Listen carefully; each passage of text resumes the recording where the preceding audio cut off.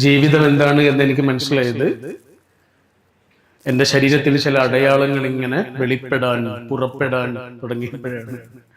അപ്പൊ ഞാനിപ്പോ നിൽക്കുന്ന 42ാമത്തെ വയസ്സിൽ എനിക്ക് എൻ്റെ ലൈഫിൽ നിന്ന് മനസ്സിലായ കുറച്ച് കാര്യങ്ങളുണ്ടോ, അതെന്നെ സംബന്ധിച്ചിടത്തോളം വളരെ ഇമ്പോർട്ടൻ്റ് ആണ്.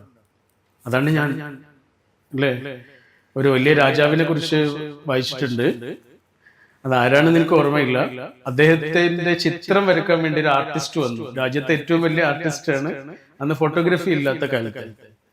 അപ്പൊ ചിത്രം വരയ്ക്കാൻ വേണ്ടിയിട്ട് വന്നതാണ് ആർട്ടിസ്റ്റ്. അപ്പൊ രാജാവ് അയാളുടെ മുന്നിൽ ഇങ്ങനെ ഇരുന്നിട്ട് രാജാവ് ഒറ്റ കാര്യം പറഞ്ഞു, എന്റെ ചിത്രമൊക്കെ വരച്ചോളൂ, കൊള്ളാം, പക്ഷെ എന്റെ മുഖത്തുള്ള ഒരു ചുളിവ് പോലും മായ്ക്കാൻ പാടില്ല, എന്റെ ശരീരത്തിലുള്ള ഒരു നര പോലും കറുപ്പിക്കാനും പാടില്ല, കാരണം അത് ഞാൻ ജീവിച്ചു എന്നുള്ളതിന്റെ അടയാളമാണ്. എനിക്കത് മായ്ക്കേണ്ട യാതൊരു കാര്യവുമില്ല. എന്റെ സ്കിൻ ടോൺ ഒന്നും മായ്ക്കരുത്, എന്റെ നിരയൊന്നും കറുപ്പിക്കരുത്, എന്റെ ചുളിവൊന്നും ഇല്ലാതാക്കരുത്. ഞാൻ ജീവിച്ചു എന്നുള്ളതിന്റെ തെളിവാണ്. എനിക്കതിൽ അഭിമാനമാണ് ഉള്ളത് എന്ന് പറയുന്നത്. അപ്പൊ ഞാൻ ഇത്രയും കാലം ജീവിച്ചതിൽ നിന്ന് എനിക്ക് കിട്ടിയൊരു വലിയ പാഠമുണ്ട്. അത് മാത്രം വളരെ കുറച്ച് സമയം കൊണ്ട് പറഞ്ഞിട്ട് ഞാൻ എൻ്റെ വാക്കുകൾ അവസാനിപ്പിക്കും. നിങ്ങള് ഒരു കാണേണ്ട ഒരു സിനിമയാണ്, കണ്ട ആളുകളുണ്ടോന്ന് എനിക്കറിയില്ല. ഒരു ജാപ്പനീസ് മൂവിയാണ്, ദ പെർഫെക്റ്റ് ഡേയ്സ് എന്നാണ് മൂവിയുടെ പേര്. ആരെങ്കിലും കണ്ടിട്ടുണ്ടോ? ഉണ്ടോ? ഇല്ലല്ലേ, അത് കാണണം കേട്ടോ. അത് ഈ കോവിഡ് സമയത്ത് ടോക്കിയോയിൽ ഇങ്ങനെ കുറെ പബ്ലിക് ടോയ്ലറ്റുകൾ ഉണ്ടാക്കിയിരുന്നു ഗവൺമെന്റ്. അപ്പൊ അതിന്റെ പബ്ലിസിറ്റിക്ക് വേണ്ടിയിട്ട് ഒരു ഷോർട്ട് ഫിലിം മത്സരം നടത്തി. ഈ പബ്ലിക് ടോയ്ലറ്റുകള് കേന്ദ്ര കഥാപാത്രമാകുന്ന ഷോർട്ട് ഫിലിമുകളാണ് വേണ്ടത് എൻട്രി ആയിട്ട്. അതിലൊരാള് ഉണ്ടാക്കിയ ഷോർട്ട് ഫിലിമാണ് സത്യത്തിൽ ഇത്. പക്ഷെ അത് ലോകം മുഴുവനും കണ്ട്, അത്രയും മനോഹരമാണ്.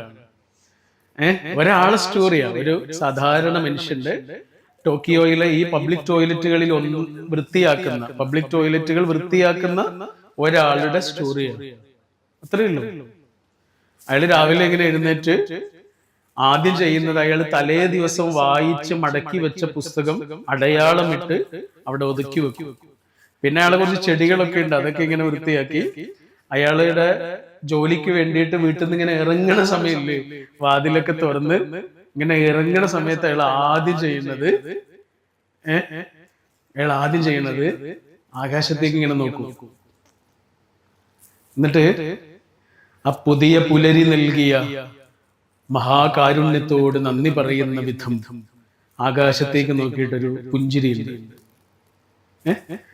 പിന്നെ അയാളുടെ ജോലിയിലേക്ക് പോവാണ്. അതെല്ലാം കഴിഞ്ഞിട്ട് അയാൾ ആകെ ചെയ്യുന്നത്, അയാളുടെ ഒരു ഹോബി എന്ന് പറയുന്നത്, അയാൾക്ക് നിഴലുകൾ ഭയങ്കര ഇഷ്ടം. നിഴലുകൾ ഇങ്ങനെ ഇപ്പൊ അവിടെ കണ്ടില്ല, ആ നിഴലുകളുണ്ട് അവിടെ. പുറത്തുനിന്ന് വരുന്ന ഒരു ചെറിയ കീറ് വെളിച്ചത്തിൽ പുറപ്പെടുന്ന ഒരു ചെറിയ നിഴൽ ഇങ്ങനെ കാണും. അയാൾ ഇത് കണ്ട അപ്പ ഫോട്ടോ എടുക്കും. അയാളുടെ കയ്യിലൊരു പഴയ ക്യാമറയുണ്ട്, ഫിലിമൊക്കെ ഇടുന്ന ക്യാമറ ഇല്ലേ, അതേപോലത്തെ ഒരു ക്യാമറയാണ്. അതേപോലെ ഇങ്ങനെ കാറ്റില് ഇങ്ങനെ ഇളകി ആടുന്ന ഇലകളെ ഭയങ്കര ഇഷ്ടമാണ്. ആകാശം ഭയങ്കര ഇഷ്ടമാണ്. ഈ ആകാശത്തെ ശ്രദ്ധിക്കുന്നു, കാറ്റിലാടുന്ന ഇലകളെ കാണുന്നു, നിഴലുകളുടെ വെളിച്ച വ്യത്യാസങ്ങളെ കാണുന്നു. ജീവിതത്തിലെ വളരെ ചെറിയ, വളരെ സൂക്ഷ്മമായ, നമ്മള് അവഗണിക്കുന്ന കാര്യങ്ങളില്ലേ, ജീവിതത്തിന്റെ തിരക്കിനിടയിൽ നമ്മൾ കാണാതെ പോകുന്ന കാഴ്ചകളില്ലേ, അതിലേക്കൊക്കെ ഇങ്ങനെ ശ്രദ്ധിക്കുന്ന ഒരു മനുഷ്യന്റെ സ്റ്റോറിയാണ്. ആ സിനിമ കണ്ടതിന് ശേഷമാണ് നിഴലുകളെ ഇങ്ങനെ ശ്രദ്ധിക്കാൻ തുടങ്ങുന്നത്. ഇപ്പൊ വീട്ടിൽ നിന്ന് രാവിലെ ഉണർന്നിട്ട് ഇങ്ങനെ നമ്മുടെ റൂമിലേക്ക് പോകുമ്പോ മിക്കവാറും ഇതേപോലെ എന്തെങ്കിലും ഒരു നിഴലുണ്ടോ. ആദ്യമായിട്ടാണ് അത് ശ്രദ്ധിക്കാൻ തുടങ്ങി ഈ സിനിമ കണ്ടതിന് ശേഷം. വെറുതെ ഇങ്ങനെ യാത്ര ചെയ്യുന്ന സമയത്ത് ചിലപ്പോ കാറ് നിർത്തും, എന്നിട്ട് ആകാശം കുറച്ചേരം കാണും. എടാ, കണ്ണടച്ചാൽ ഇതിനൊന്നും പറ്റൂലല്ലോ അല്ലേ? കണ്ണടച്ചാൽ സമയം നിശ്ചലമാകാണ്, തീർന്ന്. പിന്നെ നമുക്കിതൊന്നും കാണാൻ പറ്റൂലല്ലോ. അപ്പൊ ഒരാൾ അയാളുടെ അറ്റൻഷൻ ഇങ്ങനെ ജീവിതത്തിലെ വളരെ സൂക്ഷ്മമായ കാര്യങ്ങൾക്ക് കൊടുക്കുന്നതിന്റെ സ്റ്റോറിയാണ് ആ സിനിമ. ഞാൻ എന്തിനത് പറഞ്ഞെന്നറിയോ? ഈ അറ്റൻഷൻ സ്പാൻ വളരെ കുറഞ്ഞൊരു കാലമാണ് നമ്മുടെ. 2013 സർവേ പ്രകാരം പറയുന്നത് ഒരാൾക്ക് ഇഷ്ടമില്ലാത്ത കാര്യം 9 സെക്കൻഡ് പോലും അയാൾക്ക് ശ്രദ്ധിക്കാൻ കഴിയില്ല. അയാൾ നമ്മൾ നോക്കുന്നുണ്ടാവും, സംസാരിക്കണ ആളെ അയാൾ നോക്കുന്നുണ്ടാവും, പക്ഷെ അയാൾ ഇവിടെ ഉണ്ടാവില്ല. 13 സെക്കൻഡ്, സോറി എത്ര പറഞ്ഞ 9 സെക്കൻഡ് പോലും ഒരാൾക്ക് ഇഷ്ടമില്ലാത്ത കാര്യം കേട്ടോ. ഇഷ്ടമുള്ളൊരു സിനിമ ചിലപ്പോൾ നമ്മൾ 2 മണിക്കൂർ നേരം കാണും, അത് ഇഷ്ടമുണ്ടായതുകൊണ്ട്. ഇഷ്ടമില്ലാത്തൊരു കാര്യം ശ്രദ്ധിക്കാൻ വളരെ ബുദ്ധിമുട്ടായിരിക്കും. ഇപ്പൊ നിങ്ങളൊക്കെ റീല് കാണുന്ന ആളുകളാണ്. റീൽസ് എന്ന് പറഞ്ഞാൽ വളരെ ചെറിയ സമയം കൊണ്ട് ഒരു വലിയ കാര്യം നമുക്ക് പറഞ്ഞു തന്നിട്ട് പോയിട്ടുണ്ടാവും. അപ്പൊ അങ്ങനെയുള്ള നിങ്ങളോട് ഇത്രയും സമയം സംസാരിക്കുക എന്ന് പറയുന്നത് തന്നെ സാഹസമാണ്. ഒരു സംസാരം ഇവിടെ കഴിഞ്ഞ് പോവുകയും ചെയ്തു. അതുകൊണ്ടാണ് ഞാൻ പറഞ്ഞത് വളരെ കുറഞ്ഞ നേരം കൊണ്ട് എനിക്ക് പറയാനുള്ള കാര്യം പറയാം. ഏതായാലും സിനിമയുടെ പേര് പെർഫെക്റ്റ് ഡേയ്സ്. നിങ്ങൾ കാണൂലേ? യൂട്യൂബിൽ ഉണ്ടെന്നാണ് എൻ്റെ.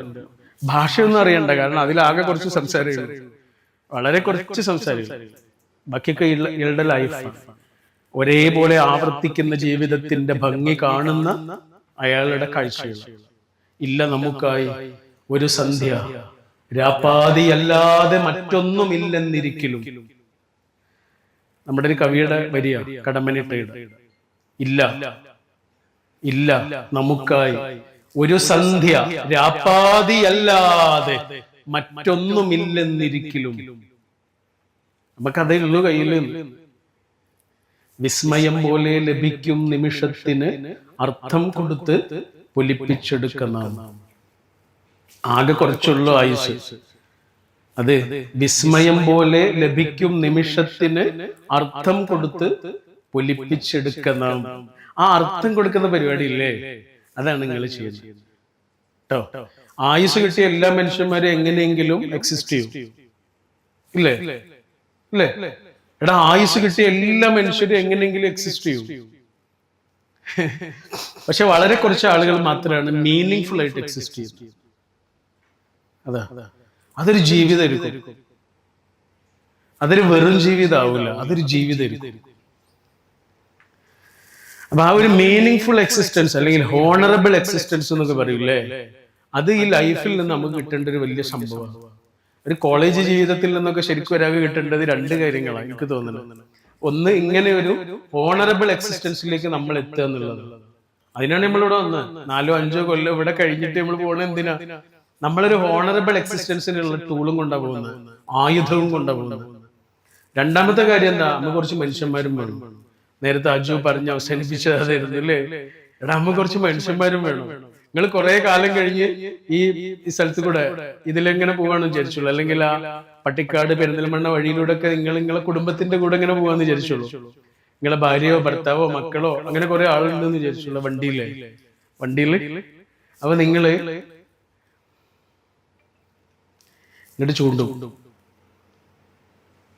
ഇങ്ങോട്ട് ചൂണ്ടിയിട്ട് നിങ്ങൾ പറയും, ഇവിടെയായിരുന്നു ഉമ്മ പഠിച്ചിരുന്നത്, ഇവിടെയായിരുന്നു ഉപ്പയുടെ കോളേജ് എന്ന് പറഞ്ഞിട്ട്, എടാ ഇവിടെയായിരുന്നു അച്ഛൻ പഠിച്ചത് എന്നൊക്കെ പറഞ്ഞിട്ട്, അമ്മ പഠിച്ചതെന്ന് പറഞ്ഞിട്ട് നമ്മൾ ഇതിന്റെ നേരെ ഇങ്ങനെ ചുണ്ടല്ലേ. ആ കാറിലുള്ള ഒരാൾക്കും ഇല്ലാത്തൊരു ഫീലിംഗ് നമുക്ക് ഉണ്ടാവില്ലേ? അങ്ങനെ ചൂണ്ടുന്ന സമയത്ത്, ഓർക്കുന്ന സമയത്ത് നിങ്ങളെ മനസ്സിൽ 2 കാര്യങ്ങളെ വരുള്ളൂ. കുറച്ച് മുഖങ്ങൾ, കുറച്ച് നിമിഷങ്ങൾ, ഇത്ര വരുള്ളൂ. കുറച്ച് മുഖങ്ങൾ വരും. ഈ 2000 മുഖങ്ങളൊന്നും വരില്ല, കുറച്ച് മുഖങ്ങൾ വരും. പിന്നെയോ കുറച്ച് മൊമെന്റ്സും വരും. സത്യം. അപ്പൊ ഒരു കോളേജിൽ നിന്ന് നമുക്ക് കിട്ടേണ്ടത് അല്ലെങ്കിൽ പഠിച്ചിട്ട് നേടേണ്ടത് ഇത്രയോ, ഒന്നൊരു ഹോണറബിൾ എക്സിസ്റ്റൻസിനുള്ള സാധനം വേണം കയ്യിൽ, അത് ഉണ്ടാക്കിയിട്ടേ പോകാൻ പാടില്ല. രണ്ടാമത്തത്, നമുക്ക് കുറച്ച് മനുഷ്യന്മാരും വേണം, എന്നും ഓർക്കാൻ, കാലങ്ങളോളം ഓർമ്മിച്ചു വെക്കാൻ, പിരിയാതെ കൂടെ നിൽക്കാൻ കുറച്ച് മനുഷ്യന്മാരും വേണം. ഓക്കെ, ഇനി എനിക്ക് പറയാനുള്ളത് തന്നെ പറയുന്നു കേട്ടോ. പറയാൻ ആഗ്രഹിക്കുന്ന കാര്യം എന്ന് പറഞ്ഞില്ലേ, അതാണ് പറയുന്നത്. നമ്മുടെ രാജ്യത്തുള്ള ഏറ്റവും വലിയ പുഴകളിൽ ഒന്നാണ് ഗംഗാ നദി, ആണല്ലോ അല്ലേ? ഗംഗയുടെ പ്രത്യേകത എന്താണെന്നറിയോ? ഗംഗ ഇങ്ങനെ പരന്നൊഴുകുന്ന നദിയാണ്, വീതി കൂടിയ നദിയാണ്, പുണ്യ നദിയാണ്. ഇങ്ങനെ വീതി കൂടിയ ഗംഗ, പരന്നൊഴുകുന്ന ഗംഗ ഇങ്ങനെ ഒഴുകി ഒരു സ്റ്റേറ്റിൽ എത്തുന്ന സമയത്ത് അതിന്റെ വീതി ഇങ്ങനെ കുറഞ്ഞു വരും. വീതി ഇങ്ങനെ കുറഞ്ഞ് അതിങ്ങനെ കൺവേർജ് ചെയ്ത് ഒഴുകാൻ തുടങ്ങും, ഇങ്ങനെ കൂർത്ത് ഒഴുകാൻ തുടങ്ങും. മാത്രല്ല അതിന്റെ പേരും മാറി. അവിടെ എത്തുമ്പോഴേ അതിന്റെ പേര് മാറി, രൂപം മാറി, സ്വഭാവം മാറി, ഒക്കെ മാറി. നിങ്ങൾ കേട്ടിട്ടുണ്ട് ഉണ്ടോ? അങ്ങനെ ഒരു സംഭവം ഉണ്ട്. അതേത് സ്റ്റേറ്റ് എന്നറിയോ? അത് ബംഗാളാണ്. ബംഗാളിൽ എത്തുന്ന സമയത്ത് ഗംഗ ഇങ്ങനെ പരന്നൊഴുകുന്ന ശീലം മാറ്റി അതിങ്ങനെ കൂർത്ത് ശ്രദ്ധിച്ചൊഴുകാൻ തുടങ്ങും. അതിനൊറ്റ കാരണമേ ഉള്ളൂ, അതിനൊരു കാരണമുണ്ട്. അതെന്താണെന്നറിയോ? അതിന് ബംഗാൾ ഉൾക്കടൽ എന്ന ലക്ഷ്യമുണ്ട്. അത്രയേ ഉള്ളൂ. ബംഗാൾ ഉൾക്കടലിൽ ചെന്ന് വീഴുക എന്നുള്ളൊരു ശ്രദ്ധ, ഒരു ലക്ഷ്യം ഉണ്ടായതുകൊണ്ട് ഇനി എങ്ങനെയെങ്കിലും ഒഴുകാൻ പറ്റൂല. ലക്ഷ്യമില്ലാത്ത ഒരാൾക്ക് എങ്ങനെ വേണമെങ്കിലും ഒഴുകാം. അതാണ് കാര്യം. എടാ, ഉള്ളിലൊരു ലക്ഷ്യമില്ലാത്ത ആൾക്ക് എങ്ങനെ വേണമെങ്കിലും ഒഴുകാം. അയാൾ ആരെ പിന്നാലെ ഒഴുകും, അയാൾ എങ്ങനെ ഒഴുകും. പക്ഷെ ഉള്ളിലൊരു ലക്ഷ്യം വരുന്ന ആൾക്ക് എങ്ങനെയെങ്കിലും ഒഴുകാൻ പറ്റൂല. ആരുടെയെങ്കിലും പിന്നാലെ പോയാൻ പറ്റില്ല. അയാൾക്ക് ആ ലക്ഷ്യത്തിലേക്ക് ഒഴുകാൻ പറ്റുള്ളൂ. അതാണ് സംഭവം. നിങ്ങൾ മക്കയിലെ ആളുകൾ ഒരു കറുത്ത സ്ക്വയറിന് ചുറ്റും ഇങ്ങനെ കറങ്ങുന്നത് കണ്ടിട്ടുണ്ടോ? കഅബ എന്നാണ്. കഅബ പിന്നെ ഹജ്ജ് ചെയ്യുന്ന സമയത്തും ഉംറ ചെയ്യുന്ന സമയത്തും ഒക്കെ നമ്മളവിടെ ഒക്കെ പോയ സമയത്ത് പള്ളിയുടെ ഏറ്റവും മുകളിൽ കയറിയിട്ട് ഇങ്ങനെ താഴേക്ക് നോക്കുമ്പോൾ ഒരു പുഴ ഇങ്ങനെ ഒഴുകണ പോലെ തോന്നുന്നു. അതിന് ചുറ്റേ 10,000-കണക്കിന് മനുഷ്യര് ഒരു സ്തൂപത്തിന്റെ ചുറ്റും ഇങ്ങനെ 24 മണിക്കൂർ കറങ്ങിക്കൊണ്ടിരിക്കുക. ഒരാൾ പോലും തെറ്റിപ്പോണില്ല. അതെന്താ തെറ്റിപ്പോകത്തെന്നറിയോ? നടുവിൽ ഈ സാധനം ഉണ്ടായതുകൊണ്ടാണ്. നടുവിൽ അങ്ങനെ ഒരു സാധനം ഇല്ല വിചാരിക്കുക. പിന്നെ ഇവരെങ്ങനെയാണ് ഇത്ര ശ്രദ്ധയോടെ ഒഴുകുക? അവർക്ക് ഒരു കിബില ഇല്ലാതാവുക. കിബില എന്നാണ് അറബിയിൽ പറയുക. നിസ്കരിക്കുമ്പോഴൊക്കെ എല്ലാവരും നമ്മുടെ കേരളത്തിൽ നിന്ന് പടിഞ്ഞാറിലേക്ക് തിരിഞ്ഞിട്ടാണ് ഇങ്ങനെ നിസ്കരിക്കുക. കാരണം പടിഞ്ഞാറിലാണ് ഈ കിബില, ഈ കഅബ ഉള്ളത്. കിബില എന്നുള്ള വാക്കിന്റെ അർത്ഥം എന്താണെന്നറിയോ? ലക്ഷ്യം എന്നാണ്. നിങ്ങളുടെ കിബില എന്താണോ അങ്ങോട്ടായിരിക്കും നിങ്ങളുടെ കറക്കം മുഴുവനും. അത്രയേ ഉള്ളൂ. നിങ്ങളുടെ കിബില എന്താണോ ആ കിബിലയുടെ ചുറ്റുമായിരിക്കും നിങ്ങളുടെ പാച്ചിൽ മുഴുവൻ. നിങ്ങളുടെ ഇമോഷൻസ് ആവട്ടെ, നിങ്ങളുടെ പിന്നെ സ്ട്രഗിളിങ് ആവട്ടെ, നിങ്ങളുടെ എനർജി ആവട്ടെ, ഏറ്റവും കൂടുതൽ ഇൻവെസ്റ്റ് ചെയ്യണത് എന്താണോ, എടാ അതാണ് നിങ്ങളെ കിബില. അത്രേ ഉള്ളൂ. അപ്പൊ ഒരാൾ അങ്ങനെ ഒരു ശ്രദ്ധയോ അങ്ങനെ ഒരു ലക്ഷ്യമോ ഒരാൾക്ക് ഇല്ലെങ്കിൽ പിന്നെ അയാൾ മറ്റുള്ള ആളുകളുടെ ലക്ഷ്യത്തിന്റെ പിന്നാലെ പോയോ അയാൾക്ക് അങ്ങനെ ഒരു ലക്ഷ്യം ഇല്ലാതായി മാറും. ഞാൻ നിങ്ങൾക്കൊരു സംഭവം പറഞ്ഞുതരാം, നിങ്ങൾക്ക് വളരെ പെട്ടെന്ന് മനസ്സിലാവാൻ സാധ്യത ഉള്ളത്. നിങ്ങൾ കുമ്പളങ്ങി നൈറ്റ്സ് എന്ന് പറഞ്ഞ സിനിമ കണ്ടിട്ടുണ്ടോ? മിക്കവാറും ആളുകൾ കണ്ടിട്ടുണ്ടാവും അല്ലേ? കാണാത്ത ആരെങ്കിലും ഉണ്ടാവും? കാണാത്ത ആളുകൾ ഉണ്ടെങ്കിൽ ചിലപ്പോൾ അത് മനസ്സിലാവുമല്ലോ. നിങ്ങൾക്ക് ഇഷ്ടമാണോ സിനിമ? എടാ, മലയാളത്തിൽ ഇറങ്ങിയ ഏറ്റവും നല്ല സിനിമകളിലൊന്ന്. അതിലുള്ള ഓരോ ആൾക്കും അത്രയും ഡെപ്തില് ലൈഫ് ഉണ്ട്. അതാണ് ആ എഴുത്തിന്റെ ഒരു പ്രത്യേകത. ഈ കുറെ കഥാപാത്രങ്ങൾ ഉണ്ടാക്കിയിട്ട് കാര്യമില്ല. ആ കഥാപാത്രത്തിലെ ഓരോ കഥാപാത്രത്തിനും അത്രയും ആഴമുള്ള ഡെപ്ത് കൊടുക്കണമെങ്കിൽ എഴുത്തിന്റെ ഒരു വലിയ മാജിക് വേണം. എനിക്ക് അങ്ങനെ 2 പുസ്തകങ്ങളാണ് തോന്നിയിട്ടുള്ളത്. അങ്ങനെ തോന്നിയിട്ടുള്ള 2 പുസ്തകങ്ങളേ ഉള്ളൂ. ഒന്ന് ഹാരി പോട്ടറാണ്. രണ്ടാമത് അങ്ങനെ ഒരു പുസ്തകം ഉണ്ടെങ്കിൽ ഇത്രയും കഥാപാത്രങ്ങളിലൂടെ ആ കഥാപാത്രങ്ങൾക്ക് നിറയെ ജീവിതത്തിന്റെ കണ്ണി ചേർത്ത് അവസാനം വരെ കൊണ്ടുപോവുക എന്ന് പറയുന്ന വേറെ പുസ്തകം എനിക്ക് തോന്നിയിട്ടുള്ളത് മഹാഭാരതം. അമ്പരപ്പിക്കും. നിങ്ങൾ ആ സ്റ്റോറിയിലേക്ക് ഇങ്ങനെ കടന്നു ചെന്നാൽ ഓരോ മനുഷ്യനും അത്രയും ഡെപ്തിലാണ് അയാൾക്ക് ലൈഫ് കൊടുത്തിട്ടുള്ളത്. അപ്പൊ അതേപോലെ ഒരു സിനിമയാണ് ശരിക്കും പറഞ്ഞാല് ഈ കുമ്പളങ്ങി നൈറ്റ്സ്. അപ്പൊ ഞാൻ അതില് സ്റ്റോറിയിലേക്ക് പോകുന്നില്ല. സംഭവം അതില് സൗബിന്റെ കഥാപാത്രം ഇല്ലേ, അത് മാത്രം വെറുതെ ഇങ്ങനെ ആലോചിച്ചു നോക്കുങ്ങൾ. സൗബിന്റെ കഥാപാത്രം എന്ന് പറഞ്ഞാല് അയാൾക്കൊന്നുമില്ല. ഫഹദ് ചോദിക്കുന്നുണ്ട് എന്ത് ചെയ്യുന്നു എന്ന് ചോദിക്കുന്നു.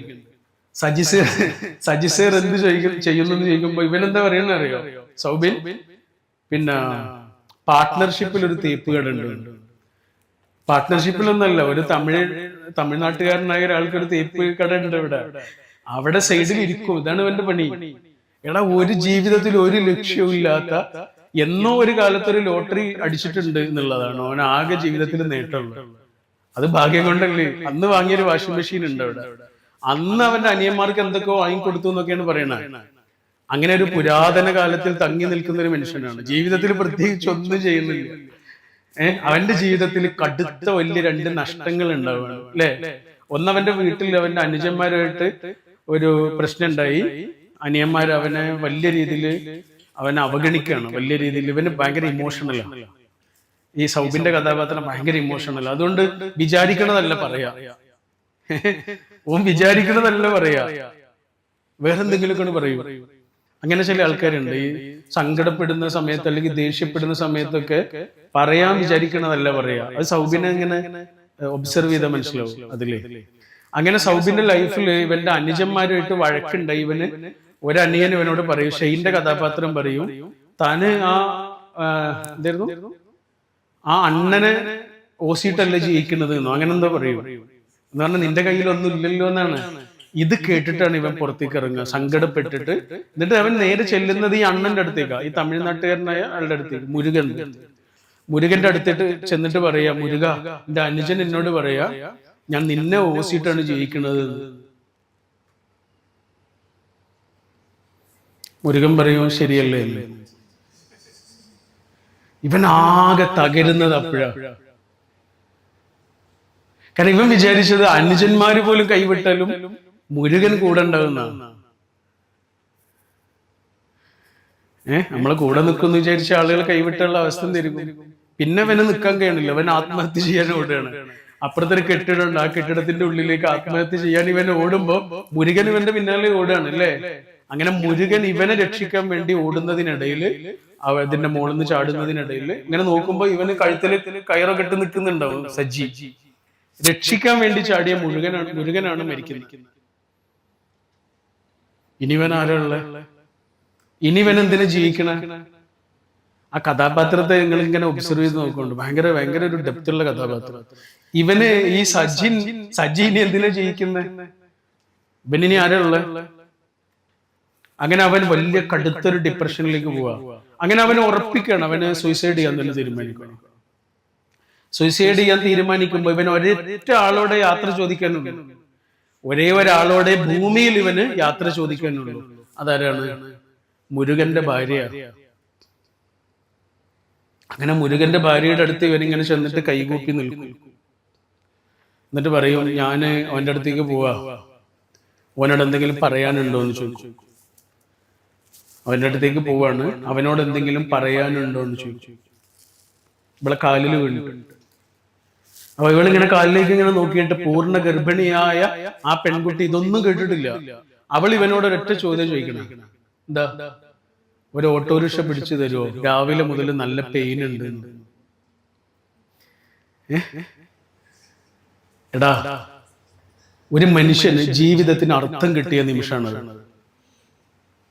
ഒരു മനുഷ്യന് അയാളുടെ ആയുസ്സിന് അർത്ഥം കിട്ടിയ നിമിഷം. ഇവൻ അവിടുന്ന് ഇങ്ങനെ എണീറ്റിട്ട് ഇങ്ങനെ അന്തം വിട്ട് നോക്കുക. എന്നിട്ട് ഇവൻ ഓടുകയാണ് ഓട്ടോറിക്ഷ പിടിക്കുക. പിന്നെ നമ്മൾ കാണുന്നത് ആശുപത്രിയിലെ സീന. ഈ പെൺകുട്ടിയുടെ തൊട്ടടുത്തൊരു കുഞ്ഞുണ്ട്, അപ്പുറത്ത് സജി നിൽക്കുന്നുണ്ട്. സജിക്ക് ജീവിക്കാൻ ഒരു കാരണം കിട്ടി. നേരത്തെ പറഞ്ഞില്ലേ മീനിങ് ഫുൾ എക്സിസ്റ്റൻസ് എന്ന് പറഞ്ഞില്ലേ. ഇത്രയും കാലം സജി എക്സിസ്റ്റ് ചെയ്യാൻ മാത്രമേ ചെയ്തിട്ടുള്ളൂ. പക്ഷെ ആ നിമിഷം മുതൽ സജി മീനിങ് ഫുൾ ആയിട്ട് എക്സിസ്റ്റ് ചെയ്യാൻ തുടങ്ങി. പിന്നെ സജി വീട്ടിലേക്ക് അവളെയും വിളിച്ചുകൊണ്ട് വരുന്ന ഒരു സീനുണ്ട്. ആ സിനിമയിലെ ഏറ്റവും മനോഹരമായ സീനാണ്. മേരിയുടെ കുഞ്ഞിനെ ഇങ്ങനെ മടിയിൽ വെച്ചിട്ട് ഇങ്ങനെ വരുന്നത് പോലെയുള്ളൊരു സീനാണ്. നമുക്ക് യേശുവും അമ്മയുമാണെന്ന് ശരിക്കും തോന്നുന്ന നിമിഷം. ആ തോണി ഏറി വരുന്ന അതിനൊരു BGM ഉണ്ട്. നമ്മളിങ്ങനെ ഉരുകിപ്പോകും. എങ്ങോട്ടാ വരുന്നത്? എടാ, ആ ചെറിയ വീട്ടിലേക്ക്, ആ കരയിൽ ഏറ്റവും അശാന്തമായ വീടുള്ള ആ വീട്ടിലേക്ക് കുഞ്ഞിനെയും കൊണ്ട് ഇങ്ങനെ വരുക. ബാറിൽ എത്ര മനുഷ്യന്മാരുണ്ടാവും, ഒരു കള്ള് ഷാപ്പിൽ എത്ര മനുഷ്യന്മാരുണ്ടാവും. എന്നിട്ടും ഒരു കടിച്ച അവശിഷ്ടമായ ഒരു കോഴിക്കാല് സജി കൃത്യമായി എറിയുന്നത് അവന്റെ അനുജന്റെ നേരെയാണ്. അത്രയും സ്നേഹമാണ് രണ്ടാളും. കലഹം എന്ന് പറഞ്ഞാൽ അത്രയും കലഹം പിടിച്ചൊരു വീട്. എല്ലാ ദിവസവും വലിയ ഒച്ചപ്പാടുകൾ നിറഞ്ഞ അടികൂടുന്ന രണ്ട് അനുജന്മാരുള്ള വീട്. ആ വീട്ടിലേക്കാണ് ആ പെൺകുട്ടിയും ആ പെണ്ണും അവളുടെ കുഞ്ഞും കൊണ്ട് സജി ഇങ്ങനെ കയറി വരുന്നത്. പിന്നെ നമ്മൾ കാണുന്ന ആ വീട് മാറുന്നത്, ആ വീട് മാറുക ചെയ്യുന്നത്. നമ്മൾ പറഞ്ഞില്ലേ ആ കരയിൽ ഏറ്റവും അശാന്തമായ വീട്, ഒരു സമാധാനമില്ലാത്ത വീട്ടില് പിന്നെ 2 പെൺകുട്ടികൾ വന്നതോടുകൂടി, 2 അല്ലല്ലേ 3 പെൺകുട്ടികൾ വന്നതോടുകൂടി ആ വീട് ആകെ മാറുക ചെയ്യുന്നു. ഷെയ്ന്റെ ലൈഫിലേക്ക് ഒരു പെൺകുട്ടി വരുന്നു, സജിയുടെ ലൈഫിലേക്ക് ഒരു പെൺകുട്ടി വരുന്നു, പിന്നെ മറ്റേ അവന്റെ പേരെന്തിനാണ്, ശ്രീനാഥ് ബാസിയുടെ ലൈഫിലേക്ക് ഒരു പെൺകുട്ടി വരുന്നു. 3 പെൺകുട്ടികൾ ഒരു വീട്ടിലേക്ക് കയറി വന്നതോടുകൂടി ആ വീടിന്റെ സമാധാനം തിരിച്ചു കിട്ടുക ചെയ്യും. തൊട്ടപ്പുറത്ത് വേറൊരു വീടുണ്ട്, അവിടെ 3 പെണ്ണുങ്ങൾ സമാധാനമായിട്ട് ജീവിച്ചിരുന്നു. അവിടേക്ക് ഒരാൾ കയറിപ്പോയിട്ടുണ്ട്. നിങ്ങൾ ആ സിനിമ കണ്ടാൽ മതി, ബാക്കി എന്താണെന്ന് ആ സിനിമ പറയും. ഒരാളെ കയറിയിട്ടുള്ളൂ, 3 ആള് കയറിയിട്ടില്ല, ഒറ്റ ആള്. ഇവിടെ 3 ആളുകൾ കയറി വന്നൊരു വീടിന്റെ മൊത്തം ദിശ മാറ്റുന്ന ഒരു കാഴ്ചയെ കാണുന്നു. അപ്പൊ സജിയുടെ ലൈഫ് എന്ന് പറഞ്ഞാൽ അതേപോലെ തന്നെ കേട്ടോ ഷെയ്ന്റെ കഥാപാത്രം അതില്, അത് നമ്മളെ വിഷയമായിട്ട് ബന്ധമില്ലാത്തൊരു കാര്യം അതുകൊണ്ട് ഞാൻ പറയുന്നില്ല. ഷെയ്ന്റെ കഥാപാത്രത്തില് ഷെയ്ന്റെ ഒരു ചങ്ങാതി ഉണ്ടല്ലോ, അവനൊരു പെണ്ണ് കിട്ടി. അപ്പോഴാണ് ഷെയ്ന് മനസ്സിലാകുന്നത് എനിക്ക് പെണ്ണില്ലല്ലോ, പ്രേമിച്ച് നടക്കാൻ ഒരു പെണ്ണില്ലല്ലോ എന്ന്. അങ്ങനെയാണ് ഇവനെ ഈ പെൺകുട്ടിയെ കാണുന്നത്, ബേബിയെ കാണുന്നത്. അങ്ങനെ ബേബിയെ കണ്ട് പരിചയപ്പെട്ടവൻ ആദ്യം ചോദിക്കുന്നത് എന്താണെന്നറിയോ, എനിക്കൊരു ഉമ്മ തരുമെന്നാ ചോദിക്കുന്നത്. തിയേറ്ററിൽ വെച്ചിട്ട് അവൾ ഉമ്മയല്ല കൊടുത്തത്, അടിയാണ് കൊടുത്തത്. പിന്നെ അവൻ എന്തൊക്കെയോ വിളിച്ചിട്ട് ഇറങ്ങി പോവുകയൊക്കെ ചെയ്യുന്നുണ്ട്. കുറെ കഴിഞ്ഞ് ഇവരെ സ്നേഹമൊക്കെ കോൺസിസ്റ്റന്റ് ആയ സമയത്ത് ഒരു ദിവസം ബേബിയുടെ മടിയിൽ കിടന്ന് ഷെയ്ൻ അവന്റെ അമ്മയെ കുറിച്ച് പറഞ്ഞിട്ട് കരയുന്നുണ്ട്. ഓർമ്മയില്ലേ ആ സീന്? ബേബിയുടെ മടിയിൽ കിടന്ന് ബോബി എന്ന ഷെയ്ൻ അമ്മയെ കുറിച്ച് പറഞ്ഞിട്ട് കരയുന്നുണ്ട്. അപ്പൊ അവൻ എവിടെ കിടക്കണ? അവനെ സ്നേഹിക്കുന്ന പെൺകുട്ടിയുടെ മടിയിലാണ് കിടക്കണം. അവനിപ്പോ വേണമെങ്കിൽ 100 ഉമ്മകൾ വെക്കാം. പക്ഷെ അവന് മനസ്സിലായി അതിലൊന്നും ഒരു കാര്യമില്ല. അവന് ഉമ്മയല്ല വേണ്ടത്, ഒരമ്മയാണ് വേണ്ടത്. അവൻ അവളുടെ മടിയിൽ കിടന്നിട്ട് ഒരു കുഞ്ഞിനെ പോലെ ഇങ്ങനെ കരയുന്ന നിമിഷം ആ സിനിമയിൽ ഏറ്റവും മനോഹരമായ സമയങ്ങളിലൊന്ന്. അപ്പൊ ഈ ഷെയ്ന് പിന്നെ മാറുന്നുണ്ട്, ആ ഒരു സ്നേഹബന്ധം കൊണ്ട് ഷെയ്നാകെ മാറുന്നുണ്ട്, ജോലിക്കൊക്കെ പോകുന്നുണ്ട്. അതുവരെ അവന് ജോലിയൊന്നും ഇഷ്ടമില്ല അല്ലേ. അവന് വലയെറിയാന് പിന്നെ ചോദിക്കുമ്പോ ആ പെൺകുട്ടി പറയുന്നുണ്ട് ഞങ്ങൾ പൈസ കൊടുക്ക, വെറുതെ തരില്ല, വൈകുന്നേരം 500 രൂപ തരുമെന്ന് പറഞ്ഞപ്പോ ഷെയ്ന്റെ ചങ്ങായി പറയുന്നുണ്ട് ജോലിക്കാണെന്ന് ഒരു കാരണവശാലും അവനോട് പറയുന്നത്, ഒരു സഹായം എന്നേ പറയാവൂ എന്ന് പറയുന്നുണ്ട്. കാരണം അത്രയും ജോലിയോടെ താല്പര്യമില്ലാത്ത ആളാണ് ജോലിക്ക് പോകുന്നത്. ഇവനിങ്ങനെ കൈയൊക്കെ വറക്കും, കാരണം ഇവന് ജോലി ചെയ്തിട്ട് ശീലമല്ല. ഞാൻ എന്തിനാ ഈ സിനിമയുടെ സ്റ്റോറി പറഞ്ഞതെന്നറിയോ, ഗംഗയുടെ കാര്യം പറഞ്ഞതെന്നറിയോ? എടാ ഒരു ലക്ഷ്യമില്ലാത്ത ഒരാള് എങ്ങനെ വേണമെങ്കിലും ഒഴുകും, അയാൾ ഏത് കുഴിയിലും പോയിട്ട് വീഴും, അയാളെ ആർക്കും വശീകരിക്കാൻ കഴിയും. പക്ഷെ നിങ്ങളുടെ ഉള്ളിൽ ഒരു കിനാവുണ്ടോ, നിങ്ങൾ പിന്നെ അതിനു വേണ്ടി ജീവിക്കും. അങ്ങനെ ജീവിക്കാൻ നിങ്ങൾക്ക് സാധ്യമാകട്ടെ എന്ന് ആത്മാർത്ഥമായി പ്രാർത്ഥിച്ചുകൊണ്ട് ഞാൻ എൻ്റെ വാക്കുകൾ അവസാനിപ്പിക്കുന്നു.